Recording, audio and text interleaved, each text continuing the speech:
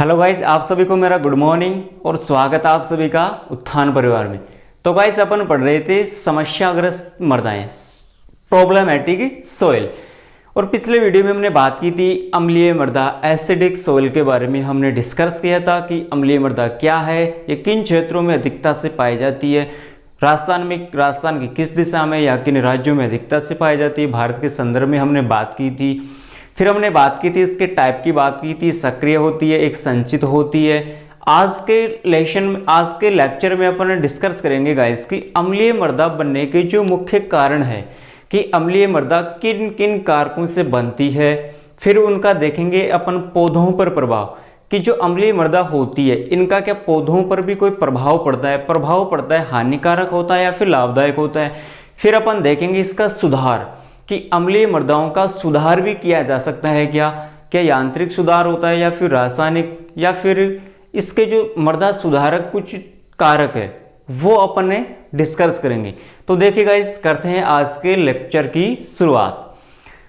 सबसे पहले अपन बात करते हैं अम्लीय मृदा बनने के कारण कि ऐसे कौन कौन से कारण हैं जिन कारणों या जिन कारकों की वजह से अम्लीय इसकी जो प्रकृति थी मृदा की वो कैसी बनी गाइस, केवल और केवल अम्लीय बनी। तो सबसे इसका मुख्य कारक पहला है पैतृक पदार्थों की प्रकृति। पैतृक पदार्थों की प्रकृति, नेचर ऑफ, इसको अपन इंग्लिश में क्या कहेंगे guys, nature of parent material. Nature of parent material. तो गाइस पैतृक पदार्थ, तो देखो यहां पर पदार्थ के रूप में अपन यहां पर क्या लेंगे, कण लेंगे। क्या लेंगे, कण। अब जो मृदा थी, मृदा कैसे बनी, चट्टानों के टूटने से भी तो मृदा बनी। चट्टान टूटी, फिर उसके छोटे छोटे कण हुए और कणों का आकार कितना हुआ, 0.2 या फिर अपन कहें कि 2 mm से कम आकार हुआ। तब किसका निर्माण हुआ, मृदा का निर्माण हुआ, सोइल का निर्माण हुआ। तो इसमें क्या होगा गाइस, चट्टानें टूटेंगी तो किसका निर्माण होगा, मृदा का निर्माण होगा। किसका निर्माण होगा, मृदा का निर्माण होगा। तो देखिए गाइस, यहां पर अपन देखते हैं कि कुछ चट्टानें, जैसे एक तो है ग्रेनाइट और एक है रायोलाइट। ये दोनों जो चट्टानें हैं किस प्रकृति के है गाइस, ग्रेनाइट और रायोलाइट। फर्स्ट, इससे पहले वाले जो जहां से अपन सोइल स्टार्ट की थी वहां पर भी ये चीज हमने देखी थी कि अम्लीय प्रकृति की चट्टानें होती है, कुछ क्षारीय प्रकृति की चट्टानें होती है। तो ये दोनों जो चट्टान है ये किस प्रकृति की है, अम्लीय प्रकृति की चट्टानें है। ग्रेनाइट और रायोलाइट किस प्रकृति की चट्टान है, एसिडिक नेचर की चट्टान है। अब इनका क्या होता है, अपघटन होता है। अब अपघटन का मतलब क्या हुआ, टूटेगी। ये दोनों चट्टानें क्या होगी, टूटेंगी। तो किसका निर्माण होगा, सिलिका का। सिलिका को अपन क्या कहते हैं, SiO2। और इसके अलावा क्वार्ट्ज का निर्माण होगा। ग्रेनाइट और रायोलाइट चट्टानों का क्या हुआ, अपघटन हुआ। अपघटन के बाद किसका निर्माण हुआ, सिलिका और क्वार्ट्ज। सिलिका का सूत्र क्या है, SiO2। अब सिलिका और क्वार्ट्ज की उपस्थिति किसमें होगी, जल में। किसमें होगी, जल में। और जल में होने के बाद किसका निर्माण होगा, सिलिसिक अम्ल का निर्माण होगा। किसका निर्माण होता है, सिलिसिक अम्ल। तो देखिएगा इस लास्ट में क्या बना, अम्ल बना। क्या बना, एसिड बना, अम्ल बना। अब सिलिसिक की प्रकृति कैसी है, अम्ल। अब यहां पर जो प्रकृति होगी मृदा की वो कैसे हो जाएगी, केवल और केवल अम्लीय। क्योंकि लास्ट में जो अपने पास प्राप्त हो रहा है ये इसकी नेचर क्या है, प्रकृति क्या है, अम्लीय है। तो सबसे पहले क्या हुआ, पैतृक पदार्थों की प्रकृति में ग्रेनाइट और रायोलाइट प्रकार की चट्टानें थी। ये चट्टान अम्लीय प्रकार या अम्लीय प्रकृति की थी। इनका क्या हुआ, अपघटन हुआ। अपघटन के बाद सिलिका और क्वार्ट्ज का निर्माण हुआ। सिलिका और क्वार्ट्ज किसकी उपस्थिति में, जल की उपस्थिति में किसका निर्माण करती है, सिलिसिक अम्ल का। तो ये था गाइस पहला कारण में पहला कौन सा कारण है, पैतृक पदार्थों की प्रकृति। सेकंड है इसमें क्षारीय तत्वों की कमी। ऐसे कौन कौन से तत्व है जो क्षारीय है, पहले तो हमें वो पता होना चाहिए। और उन तत्वों की इस मृदा में क्या हो गई, कमी हो गई। क्या हो गई, कमी। सेकंड है क्षारीय तत्वों की कमी। क्षारीय तत्वों की कमी, less of base elements. Less of base या बेसिक कह सकते हैं या फिर एल्केलाइन सोइल, इनकी क्या हो गई, कमी हो गई। अब अपन देखेंगे कि यहाँ पर क्षारीय तत्व ऐसे कौन कौन से हैं जो अम्लीय या अम्लीय प्रकृति की जो मृदा थी उसमें क्या हो गई, कमी हो गई। अम्लीय प्रकृति की जो मृदा होगी उनमें यदि क्षारीय तत्व होंगे तो क्या उसकी प्रकृति अम्लीय होगी क्या, बिल्कुल नहीं। वहां पर क्षारीय तत्वों की कमी हो गई, इसी कारण वो उनकी प्रकृति कैसी हो गई, अम्लीय। तो गाइस यहाँ पर देखिए क्षारीय प्रकृति की जो तत्व है वो कौन कौन से हैं, तो वो है guys sodium, potassium, calcium, magnesium और sulphur. Sodium, potassium, calcium, magnesium, sulphur, इन सभी क्षारीय तत्वों की क्या हो गई, कमी हो गई। क्या हो गई, कमी। अब यहां पर देखें कि तत्वों की कमी कैसे हुई, तो गाइस आपको पता है कि अम्लीय प्रकृति की जो मृदा है उनका निर्माण कहां पर होता है, जहां पर वर्षा क्या होती है, अधिक होती है। वर्षा क्या होती है, अधिक। अब वर्षा अधिक होगी तो क्या होगा, जो मृदा में उपस्थित पोषक तत्व है, मृदा में उपस्थित जो पोषक तत्व है जो पानी के साथ घुलकर उनका क्या हो जाएगा, लीचिंग हो जाएगा। क्या हो जाएगा गाइस, लीचिंग। और पानी के साथ घुलकर ये सभी पोषक तत्व कहां पर चले जाएंगे, नीचे वाले संस्तरों में चले जाएंगे, नीचे वाली परत में चले जाएंगे, जहां पर क्या नहीं होती, खेती नहीं होती, या पौधे वहां, या पौधे की जड़ें वहां तक नहीं पहुंच पाती। ठीक है गाइस, तो इसमें क्या होता है, लीचिंग के साथ ये सभी पोषक तत्व मृदा में उपस्थित थे वो लीचिंग के द्वारा कहां पर चले जाते हैं, नीचे चले जाते हैं। अब यहां पर देखते हैं कि जो ऊपर जो पोषक तत्व रह गए यहां पर वो कौन कौन से रह गए, तो गाइस एल्यूमिनियम और आयरन, ये दोनों पोषक तत्व मृदा या पानी के साथ घुलकर संयंत्र में नहीं जाते और ऊपर की परत में ही रह जाते हैं, जो किसका कारण करते हैं, विषाक्तता का कारण करते हैं, टॉक्सिन का काम करते हैं, जो फसल को क्या करते हैं, हानि पहुंचाते हैं, या फिर मृदा की जो प्रकृति है उसको क्या करते हैं, खराब करते हैं। ठीक है गाइस, ये था सेकंड पॉइंट, क्षारीय तत्वों की कमी। नेक्स्ट है अम्लीय उर्वरकों का प्रयोग। इसमें थर्ड पॉइंट कौन सा होगा, अम्लीय उर्वरकों का प्रयोग। ऐसे कौन कौन से उर्वरक है जो अम्लीय प्रकृति के हैं। थर्ड है अम्लीय उर्वरकों का प्रयोग। अम्लीय उर्वरकों का प्रयोग कि ऐसे कौन कौन से उर्वरक है जो अम्लीय प्रकृति के हैं।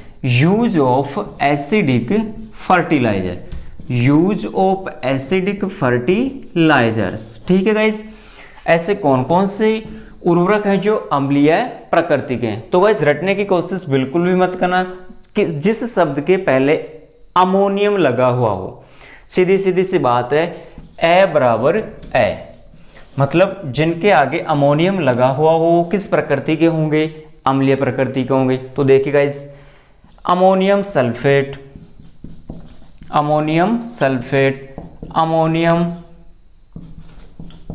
कार्बोनेट, इसके अलावा अमोनियम सल्फेट हो गया, अमोनियम सल्फेट हो गया, अमोनियम कार्बोनेट हो गया, अमोनियम क्लोराइड हो गया, इसके अलावा यूरिया भी हो गया। तो गाइस यूरिया का सूत्र होता है NH2CO NH2 एमाइड। ठीक है, ये पौधों को किस रूप में प्राप्त होता है, एमाइड के रूप में प्राप्त होता है। तो देखिएगा इस अमोनियम आ रहा है सभी शब्दों के शुरुआत में यहाँ पर, और यहाँ पर क्या आ रहा है, एमाइड आ रहा है। ठीक है, अमोनियम सल्फेट हो गया, अमोनियम कार्बोनेट हो गया, अमोनियम क्लोराइड हो गया, यूरिया हो गया, ये सभी उर्वरक किस प्रकृति के होते हैं, अम्लीय प्रकृति के। और इन उर्वरकों का प्रयोग यदि अम्लीय प्रकृति की मृदा में अपन उपयोग करेंगे तो मृदा कैसी होगी, अधिक अम्लीय प्रकृति की होगी, और उसकी जो प्रकृति है सीधी सीधी सी बात है कैसी हो जाएगी, अधिक अम्लीय हो जाएगी। ठीक है गाइस, तीसरा पॉइंट था हमारा अम्लीय उर्वरकों का प्रयोग। 4 है कार्बनिक पदार्थों का अपघटन, ऑर्गेनिक मैटर, कार्बनिक पदार्थों का अपघटन। 4 है कार्बनिक पदार्थों का अपघटन, डीकंपोजिशन होता है। यहां पर क्या होगा, कार्बनिक पदार्थों का अपघटन, decomposition of organic matter. Decomposition of organic matter सीधी सीधी बात है, जो कार्बनिक पदार्थ है उनका क्या होगा, टूटेंगे, और टूटकर किसका निर्माण करते हैं, जीवों का, जीवांश पदार्थों का निर्माण होता है, और ये जीव पदार्थों का अपघटन करते हैं, और लास्ट में किसका निर्माण होता है गाइस, पिछले सेशन में हमने ये बात की थी, जीवों को क्या होता है अपघटन, और अपघटन के स्वरूप किसका निर्माण करते हैं, ये सभी जीव अम्लों का निर्माण करते हैं। और इस अम्ल के कारण ही मृदा की जो प्रकृति है वो कैसी हो जाती है, खराब हो जाती है, या फिर कह सकते हैं कि अम्लीय प्रकृति की हो जाती है। ठीक है गाइस। अब जो ऑर्गेनिक मैटर है ये टूटेगा, टूटने से किसका निर्माण होता है गाइस, ये इंपॉर्टेंट है, इसका थोड़ा सा ध्यान रखना। ऑर्गेनिक मैटर का क्या होगा, अपघटन, अपघटन होने के बाद किसका निर्माण होता है, ह्यूमस। ह्यूमस क्या होती है, सड़ा गला हुआ पदार्थ। अब ह्यूमस के दौरान फिर इसमें क्या उपस्थित होता है, COOH, कार्बोक्सिलिक अम्ल, इसमें क्या होता है, उपस्थित होता है। जब ये टूटेगा तो किसका निर्माण होता है, CO2 का। किसका निर्माण होता है गाइस, CO2 का। और CO2 क्या होता है, इसमें उपस्थित होती है, और H जो प्लस है ये क्या हो जाएगा गाइस, ये आकर्षित करेगा, ये इसको पृथक कर देगा। किसको कर देगा, ये क्या है, कार्बोक्सिलिक अम्ल। टूटने से किसका निर्माण होगा, CO2 का। और ये सभी तत्व या फिर CO2 हाइड्रोजन प्लस को क्या कर देगी, पृथक कर देगी। क्या कर देगी गाइस, पृथक कर देगी। ह्यूमस का निर्माण होता है ऑर्गेनिक मैटर के अपघटन से, फिर कार्बोक्सिलिक अम्ल इसमें उपस्थित होता है, और CO2 का निर्माण होगा अपघटन से, और H प्लस को क्या कर देगी गाइस, भगा देगी, सीधी सी बात है, पृथक कर देगी। नेक्स्ट पॉइंट है इसका, सूक्ष्म तत्वों की या सूक्ष्म जीवों की उपस्थिति। 5 पॉइंट कौन सा है गाइस, सूक्ष्म जीवों की उपस्थिति। सूक्ष्म जीवों की उपस्थिति की, सूक्ष्म जीवों की उपस्थिति से क्या होगा, तो अभी हमने देखा कार्बनिक या ऑर्गेनिक मैटर के दौरान ऑर्गेनिक जो कार्बनिक पदार्थ है उन कार्बनिक पदार्थों का अपघटन कौन करते हैं, सूक्ष्म जीव। कार्बनिक जो पदार्थ होते हैं उनका अपघटन कौन करते हैं, सूक्ष्म जीव। और इन सूक्ष्म जीवों की प्रकृति कैसी होती है, अम्लीय। मतलब जो भी ये अवशिष्ट पदार्थ का निर्माण करेंगे उस अवशिष्ट पदार्थ का निर्माण होगा, उसकी प्रकृति कैसी होगी, अम्लीय प्रकृति होगी। और ये अम्लीय प्रकृति होगी तो सीधी सी बात है मृदा की प्रकृति भी कैसी होगी, अम्लीय होगी। ठीक है गाइस। इसके बाद है लास्ट पॉइंट है हमारा अम्लीय वर्षा, एसिडिक रेन, एसिडिटी रेन। अम्लीय वर्षा, अम्लीय तो सीधी सी बात है गाइस, क्वेश्चन में ये आंसर है, अम्लीय वर्षा होगी तो वहां की जो प्रकृति है चाहे क्षारीय हो या लवणीय हो उनकी प्रकृति खराब हो जाएगी। और कैसी हो जाएगी, अम्लीय वर्षा। और अम्लीय वर्षा से प्रकृति कैसी हो जाएगी, अम्लीय हो जाएगी। इसमें कौन कौन सी गैस होती है, SO2 और NO2। SO2 और NO2 क्या होती है इसमें, गैस, सल्फर डाइऑक्साइड और नाइट्रोजन डाइऑक्साइड। SO2 और NO2 अम्लीय वर्षा में ये दोनों क्या है गैस, क्या है, गैस। और ये इसमें क्या होती है, उपस्थित होती है। क्या होती है गाइस, उपस्थित। तो ये हमने बात की इसके मोटी मोटी कारण कि अम्लीय मृदा बनने के कारण कौन कौन से। फर्स्ट कौन सा था गाइस, एक बार रिपीट करते हैं, पैतृक पदार्थों की प्रकृति। कौन सा था, पैतृक पदार्थों की प्रकृति। इसमें अम्लीय प्रकार की चट्टानें थी, ग्रेनाइट और रायोलाइट, उनका अपघटन है। और लास्ट में क्या बना, ठीक है गाइस, ऑर्गेनिक मैटर। फिर सेकंड था इसमें क्षारीय तत्वों की कमी। कैसे, कौन कौन से तत्व है जो क्षारीय तत्वों की कमी हो गई और मृदा की जो प्रकृति कैसी हो गई, अम्लीय। फिर है अम्लीय प्रकृति के उर्वरकों का उपयोग किया हमने। फिर सूक्ष्म जीवों की उपस्थिति हुई। इसके अलावा अम्लीय वर्षा हुई। और कौन से थे, कार्बनिक पदार्थों का अपघटन हुआ। तो ये तो बात की हमने इसके कारण की। किसकी बात की गाइस, कारण की। अब बात करते हैं अपन जो अम्लीय मृदा है, कौन सी गाइस, अम्लीय मृदा है। इससे अम्लीय मृदा में जो पौधे उगते हैं उन पर कोई प्रभाव पड़ता है क्या, तो अम्लीय मृदा में उगने वाले पौधों पर प्रभाव, पौधों पर प्रभाव। अम्लीय मृदा में जो पौधे उगते हैं या मृदा अम्लता का पौधों पर प्रभाव, ऐसे कहें मृदा अम्लता का पौधों पर प्रभाव, मृदा अम्लता का पौधों पर प्रभाव। Effect and acidity of plants, effect of, इसको अपन इंग्लिश में कहेंगे effects of acidity in plants. ठीक है गाइस, जो इफेक्ट पड़ता है वो पौधों पर, अम्लीय प्रकृति की जो मृदा है उस अम्लता का प्रभाव पौधों पर पड़ता है। तो वो किस रूप में पड़ता है, कैसे कैसे पड़ता है। तो गाइस सबसे पहले देखिए, जो अब अम्लता है, अम्लीय प्रकृति की जो मृदा है उसमें किस पोषक तत्व की अधिकता होती है? H+ की। किसकी अधिकता होती है? H+ की अधिकता होती है। तो इस पोषक तत्व की यदि अधिकता होगी तो पौधों पर ये किस रूप में कार्य करेगा? टॉक्सिन का कार्य करेगा, जहरीले पदार्थ या जहरीले रूप में या विषाक्तता का काम करेगा। अम्लीय मृदा में किस पोषक तत्व की अधिकता होती है? H+ की। अब इस H+ की अधिकता होगी तो पौधों पर यह किस रूप में प्रभाव करेगा या पड़ेगा? इसका प्रभाव टॉक्सिन के रूप में प्रभाव पड़ेगा। सेकंड है, जो पौधा है, क्या है गाइस? ये पौधा है, ये क्या है? पौधा है। तो पहला जो प्रभाव है इस पर क्या पड़ा? टॉक्सिन का प्रभाव पड़ा। अब हाइड्रोजन की अधिकता होगी तो इसकी जो जड़ें हैं इनमें क्या हो जाएगी? रुकावट हो जाएगी, बढ़वार कम हो जाएगी या फिर कह सकते हैं रुक जाएगी। क्योंकि बढ़वार रुकेगी क्यों? क्योंकि ये किसका काम कर रहा है? H+ टॉक्सिन का काम कर रहा है, जहरीले पदार्थ का काम कर रहा है। तो क्या इसकी बढ़वार होगी क्या? फॉर एग्जाम्पल अपन है, कोई भी इंसान है या कोई भी, ठीक है, पर्सन ले लेते, मेल या फीमेल कोई भी, उसको यदि अपन रेगुलर या थोड़ी मात्रा में, थोड़ी क्वालिटी, ठीक है, लो क्वालिटी में अपन क्या दे? उसको टॉक्सिन दे, तो क्या प्रभाव पड़ेगा? उसकी जो बॉडी है उसके प्रति सर्वाइवल नहीं होगी और क्या होगा? धीरे धीरे इफेक्ट होगा और एक दिन ऐसा आएगा कि उसके जो भी सिस्टम है वो बिगड़ जाएगा, अंदर के जो भी ऑर्गन्स है वो काम करना क्या कर देंगे? बंद कर देंगे। तो इसी में पौधे में भी ऐसा ही है, टॉक्सिन का प्रभाव पड़ेगा किस पर? जड़ों पर। और इसमें मुख्य जो कार्य करने की जो इसमें क्षमता होती है वो किस में होती है? पौधे की बढ़वार होती है, जो इसको भोजन देता है, जल देता है, खाना पीना, ठीक है, जो भी चीज है वो कहाँ से स्टार्ट होती है? जड़ों से। जड़ों की वृद्धि ही नहीं होगी तो क्या पौधे की वृद्धि होगी क्या? बिल्कुल नहीं। तो सेकंड क्या हुआ? जड़ों का बढ़वार है या जड़ों की जो बढ़वार वो क्या हो जाती है? रुक जाती है। अब जड़ों की बढ़वार रुक गई तो क्या होगा? सेल डिवीजन होगा। क्या होगा? सेल डिवीजन होगा, कोशिका विभाजन होगा और डीएनए, और क्या होगा? डीएनए का निर्माण होगा, या कह सकते हैं इसका निर्माण क्या हो जाएगा? बंद हो जाएगा। डीएनए डीऑक्सीराइबोज न्यूक्लिक एसिड इसका पूरा नाम है।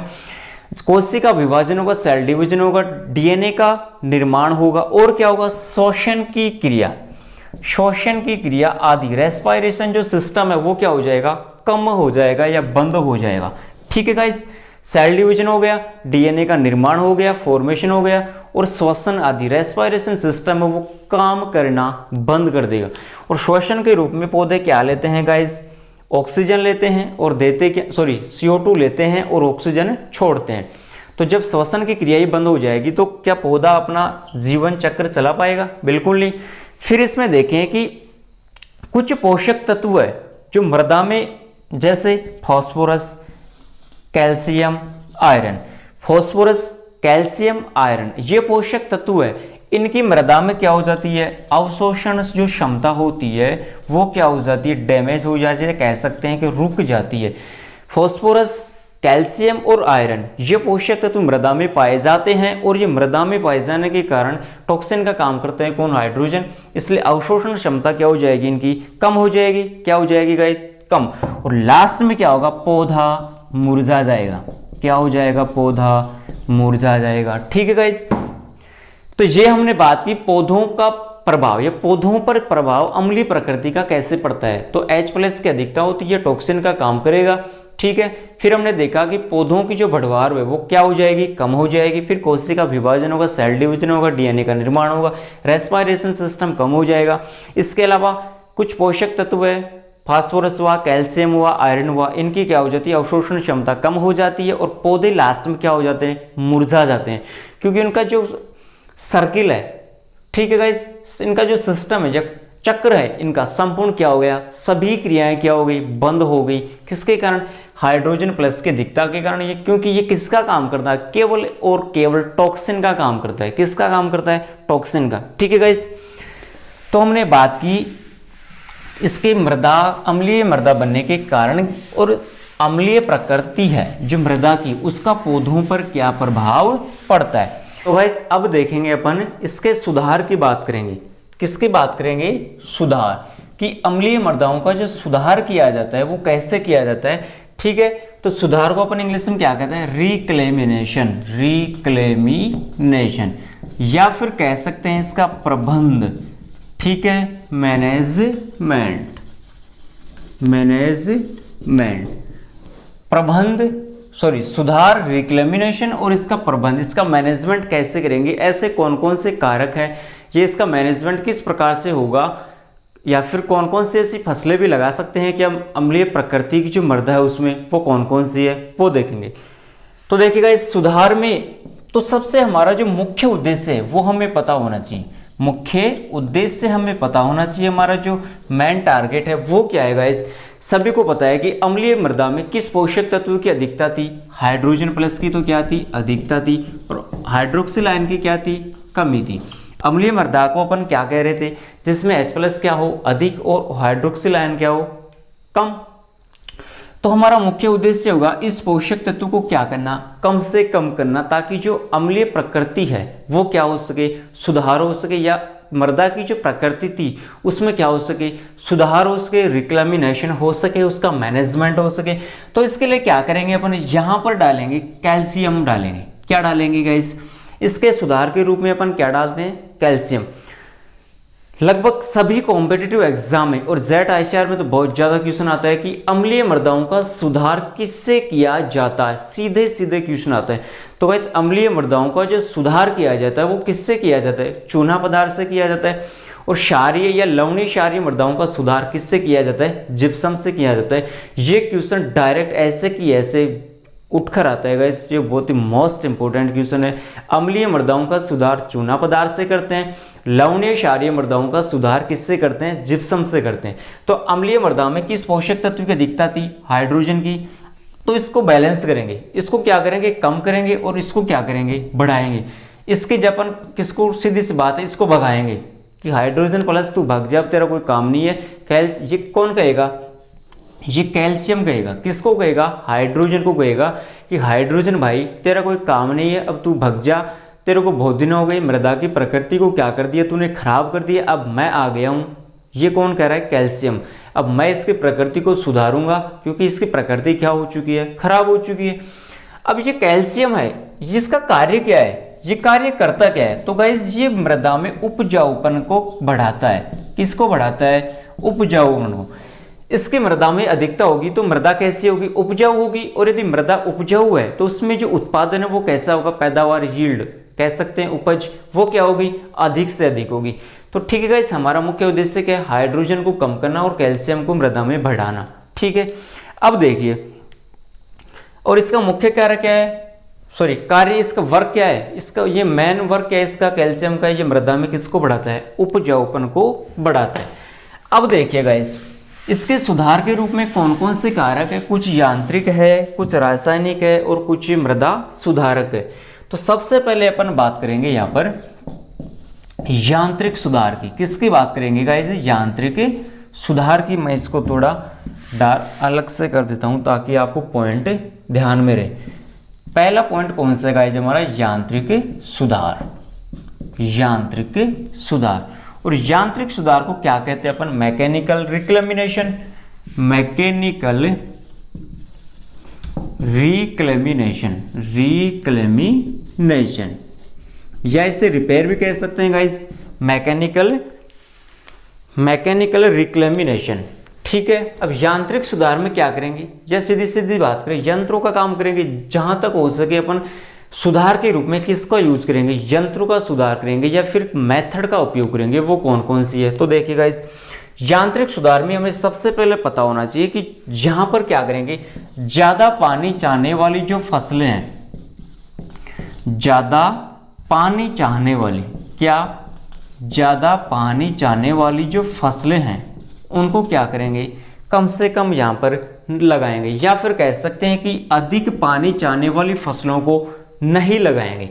अब अधिक चाहने वाली फसलें कौन सी है, धान हुआ, गन्ना हुआ। ठीक है गाइस, इनको क्या करेंगे, कम से कम लगाएंगे, क्योंकि यदि पानी खेत में भरा रहेगा रेगुलर तो मृदा की प्रकृति कैसी हो जाएगी, अम्लीय हो जाएगी। सेकंड है, फर्स्ट हो गए ज्यादा पानी चाहने वाली फसलों को कम से कम लगाएंगे। या सेकंड कार्य कि मृदा को बीच बीच में क्या छोड़ना चाहिए, पड़त छोड़ना चाहिए। मृदा को बीच बीच में क्या छोड़ना चाहिए, पड़त। पड़त का मतलब है कि जमीन को खाली छोड़ना। अब खाली छोड़ेंगे तो क्या होगा, जो लवण और क्षार है, क्या लवण और जो क्षार है इसका क्या हो जाएगा, बैलेंस हो जाएगा। मृदा कैसे, या खेत खाली रहेगा तो लवण और जो क्षार है जो मृदा के नीचे चले गए थे वो ऊपर आ जाएंगे धीरे धीरे और इनका क्या हो जाएगा, बैलेंस हो जाएगा। तो सेकंड हमारा क्या था, मृदा को क्या छोड़ना चाहिए, बीच बीच में पड़ ताकि लवण और क्षार का क्या हो सके, बैलेंस हो सके। ठीक है गाइस। फिर है कि क्षारीय प्रकृति के उर्वरकों का प्रयोग करेंगे। क्षारीय प्रकृति के उर्वरकों का क्या करेंगे गाइस, यहाँ पर उपयोग करेंगे। प्रकृति कैसी थी, अम्लीय। अम्लीय प्रकृति की मृदा में किस प्रकार के उर्वरकों का प्रयोग करेंगे, क्षारीय। और जो क्षारीय प्रकृति की जो मृदा होगी उसमें किस प्रकार के उर्वरक का प्रयोग करेंगे, अम्लीय प्रकृति के, जस्ट अपोजिट है। तो यहाँ पर देखेंगे कि क्षारीय प्रकृति के उर्वरक कौन कौन से हैं। तो देखिएगा, कैल्शियम नाइट्रेट, सोडियम नाइट्रेट, इसके अलावा कैल्शियम साइनेमाइड,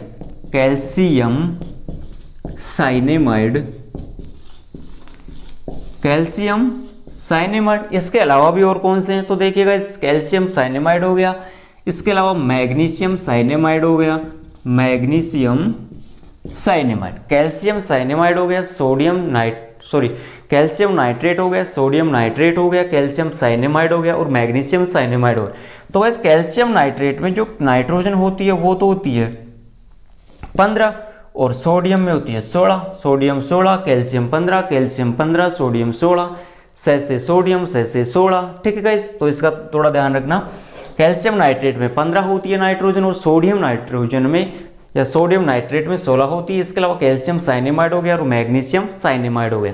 ये किस प्रकृति के उर्वरक है, ये क्षारीय प्रकृति के उर्वरक है। इसके अलावा और भी कोई है कि इसमें, तो देखिएगा और भी है।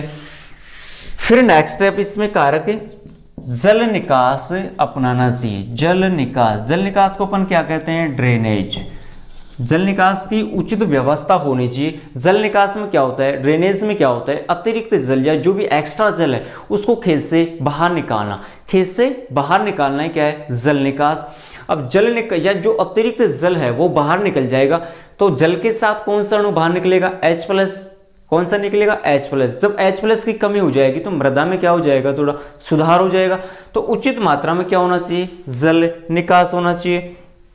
फिर है इसमें लास्ट पॉइंट यांत्रिक सुधार में कि जिन मृदाओं में ऑर्गेनिक मैटर पहले से ही ज्यादा है, कार्बनिक पदार्थ पहले से ही उपस्थित है, उनमें कार्बनिक पदार्थ का क्या नहीं करना चाहिए, यूज नहीं करना चाहिए। तो ये थे गाइस जिसके यांत्रिक सुधार की जल निकास अपनाना चाहिए, खेत को पड़त छोड़नी चाहिए, क्षारीय प्रकृति के उर्वरकों का प्रयोग करना चाहिए। इसके अलावा ज़्यादा पानी चाहने वाली जो फसलें थी उनका उपयोग नहीं करना चाहिए। ये तो कौन कौन से थे, मैकेनिकल रिक्लेमिनेशन। ठीक है गाइस। सेकेंड बात करते हैं यहाँ पर जैविक सुधार की बात करेंगे।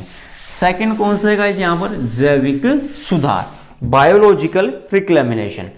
सेकेंड है गाइस यहाँ पर जैविक सुधार, बायोलॉजिकल रिक्लेमिनेशन। जैविक सुधार में देखेंगे जीव का मतलब यहाँ पर पौधों को लेंगे कि ऐसी कौन कौन सी फसलें हैं जो मृदा की जो प्रकृति अम्लता उसको सबसे ज्यादा सहन कर सकती है, फिर उससे कम वाली कौन सी है और उससे कम वाली फसलें कौन कौन सी है। तो देखिएगा ऐसी फसलें यहाँ पर लगाएंगे जो मृदा की जो प्रकृति है अम्लीय उसको सहन करने की उसमें क्या होनी चाहिए, कैपेसिटी होनी चाहिए, क्षमता होनी चाहिए। तो गाइस सबसे सर्वाधिक जो अम्लता सहन करने की जो क्षमता होती है वो 3 फसलें मुख्यतः, एक तो है चाय, एक है धान और एक है गन्ना। सबसे ज्यादा चाय और धान में अम्लता को सहन करने की क्या होती है गाइस, क्षमता होती है। इसके बाद यदि बात करें तो कुछ फ्रूट्स भी है, अनानास हुआ, यहाँ पर तरबूज हुआ, खरबूजा हुआ। ठीक है गाइस, तरबूज हुआ, खरबूज हुआ, मेलन मिस्क, वाटर मिस्क। ठीक है गाइस। और इसके अलावा बात करें यहाँ पर सर्वाधिक की बात की, फिर करें मध्यम या इससे कम जो सहन करने की क्षमता होती है वो किसमें होती है गाइस, खाद्यान्न। किसमें है, खाद्यान्न में कौन कौन सी है, गेहूं हुआ, जौ हुआ, जौ में सबसे ज्यादा होती है गाइस सहन करने की क्षमता, बाजरा हुआ, गेहूं, जौ, बाजरा। ठीक है गाइस, ये खाद्यान्न यहाँ पर ले सकते हैं अपन सीधा सीधा खाद्यान्न। सर्वाधिक सहन करने की क्षमता किसमें होती है? चाय हुई, धान हुआ, गन्ना हुआ, तरबूज हुआ, खरबूजा हुआ। फिर मध्यम में बात करें तो खाद्यान्न, खाद्यान्न में मुख्यतः कौन कौन से? गेहूं हुआ, जौ हुआ, बाजरा हुआ। और जौ में क्या होती है? सर्वाधिक। इन दोनों की तुलना करें तो जौ में अधिक सहन करने की क्या होती है? क्षमता होती है। थर्ड है गाइज, सबसे कम सहन करने की क्षमता होती है। ऑल वेजिटेबल्स यहाँ पर आ जाएंगी, सभी सब्जियां, ऑल वेजिटेबल्स यहाँ पर आ जाएगी। पालक यहाँ पर ले सकते हैं अपन, पालक ले सकते हैं, मूली ले सकते हैं, गाजर यहाँ पर ले सकते हैं। ठीक है गाइज, तो सभी सब्जियां, ऑल वेजिटेबल्स किस में आएंगी? जिनमें सबसे कम सहन करने की क्या होती है? कैपेसिटी होती है, क्षमता होती है। तो गाइज ये हमने बात की जैविक सुधार के रूप में। इसके बाद अपन बात करते हैं जैविक सुधार। ध्यान रखना, जैविक सुधार के रूप में अपन यहाँ पर मुख्यतः फसलें लेंगे और सबसे ज्यादा सहन करने की क्षमता अम्लता को किसमें होती है? चाय और धान में। लास्ट पॉइंट है हमारा गाइज यहाँ पर मृदा सुधारक। लास्ट पॉइंट क्या है गाइज? मृदा सुधारक।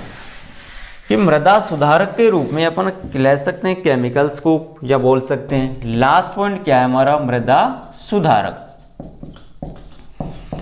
तो गाइज सभी को पता है कि मृदा सुधारक के रूप में जो अपन या कह सकते हैं रासायनिक पदार्थ यहाँ पर लेंगे, केमिकल का अपन यहाँ क्या करेंगे?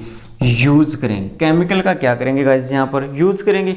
और सभी को हमने इससे पहले बात की कि अम्लीय मृदाओं का जो सुधार किया जाता है वो किससे किया जाता है? केवल और केवल चूने पदार्थ से किया जाता है। तो रासायनिक पदार्थ के रूप में यहाँ पर किसका उपयोग करेंगे? चूने पदार्थों का उपयोग।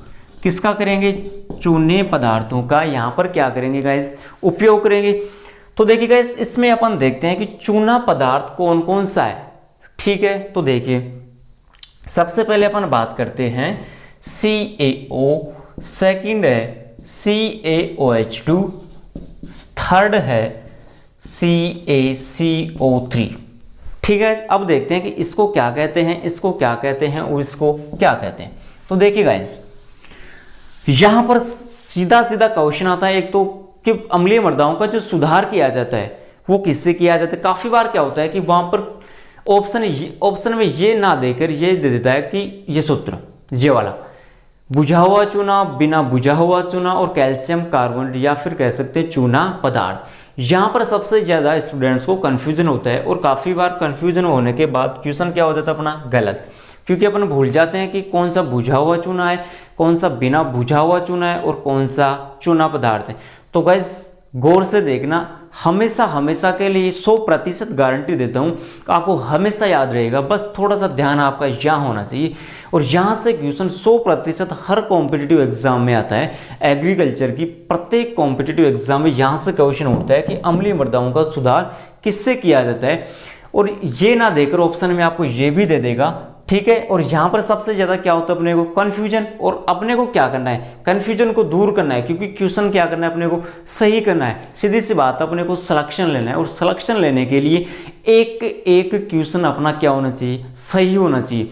गाइज मंजिल तक पहुँचने के लिए एक एक सीढ़ी को हमें चढ़ना होगा। जो ये सोचते ना कि डायरेक्ट मैं सीधा ही उड़ जाऊं या छत पे चला जाऊं, तो गाइज ऐसा कभी नहीं हो सकता। एक एक सीढ़ी को क्या करना होगा? हमें पार करना होगा। तो ये एक सीढ़ी है, अपना एक एक क्वेश्चन क्या होना चाहिए? सही होना चाहिए। तो सबसे पहले है CaO, कैल्शियम ऑक्साइड। इसे कहते हैं बिना बुझा हुआ चूना। बिना बुझा हुआ चूना। अब बिना बुझा हुआ चूना को दूसरा नाम क्या कहते हैं? Slack lime. Slack lime, lime चूने को कहते हैं गाइज। इसका नाम क्या हुआ? बिना बुझा हुआ चूना। अब देखिए सेकंड है CaOH2। तो गाइज जल का सूत्र क्या होता है? H2O। जल का सूत्र क्या होता है? H2O। अब अपन कोई भी वस्तु है या कोई भी चीज है, उसको अपन किससे बुझाते हैं? बुझाते हैं किससे? फॉर एग्जाम्पल मान लो कहीं पर आग लग गई, तो आग किससे बुझाते हैं? पानी से, या फिर डीजल पेट्रोल से बुझाते हैं। ऐसा भी होता है कि कभी?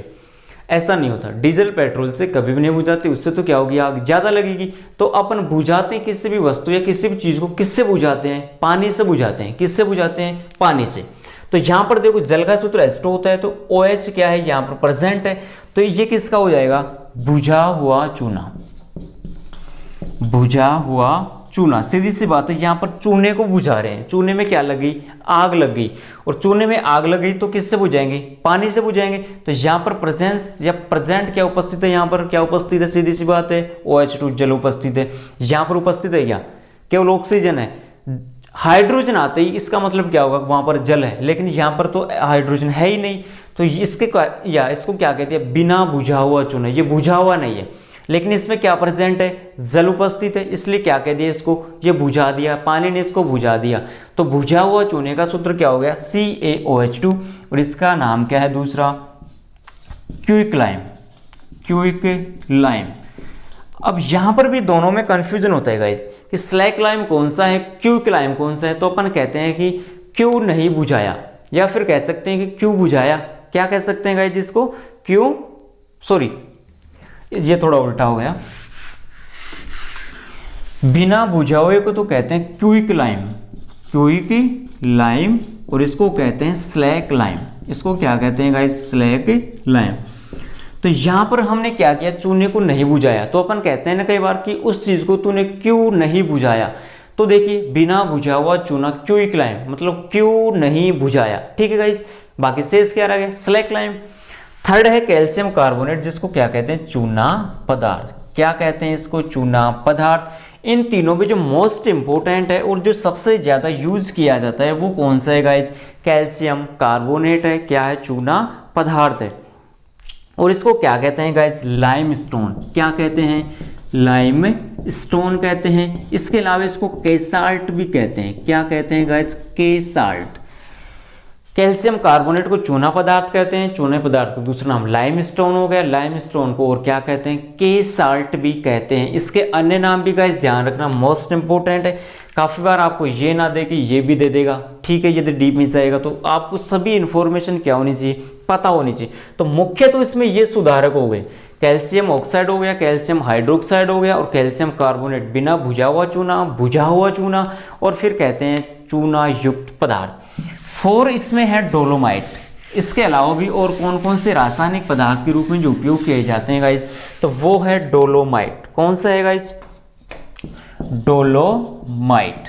ये भी इंपॉर्टेंट है, काफी बार वो तीनों ना देकर आपको ये भी दे देगा। डोलोमाइट का भी उपयोग इसमें किया जाता है, अम्लीय प्रकृति की जो मृदाएं हैं उनमें क्या किया जाता है, सुधार।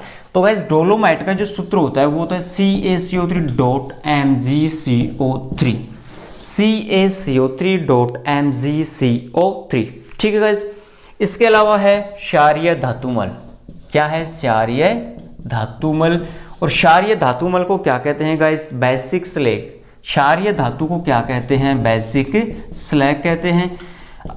अब ये क्षारीय धातुमल होता क्या है गाइस, जो भी स्टील की कंपनियां हैं या फिर कह सकते हैं लोहे इस्पात की जो कंपनियां हैं, स्टील की कंपनियां होती हैं या फिर लोहे इस्पात की जो कंपनियां होती हैं, उनमें जो अवशिष्ट पदार्थ बचता है उस अवशिष्ट पदार्थ को अपन क्या कहते हैं, क्षारीय धातुमल या फिर कहते हैं बेसिक स्लैग। स्टील या फिर लोहे इस्पात की जो कंपनियां होती है उसमें जो अवशिष्ट पदार्थ होता है वो क्या होता है गाइस, जिसमें वो उसी को अपन क्या कहते हैं, क्षारीय धातुमल। फिर कहते हैं नेक्स्ट इसमें उद्योगों का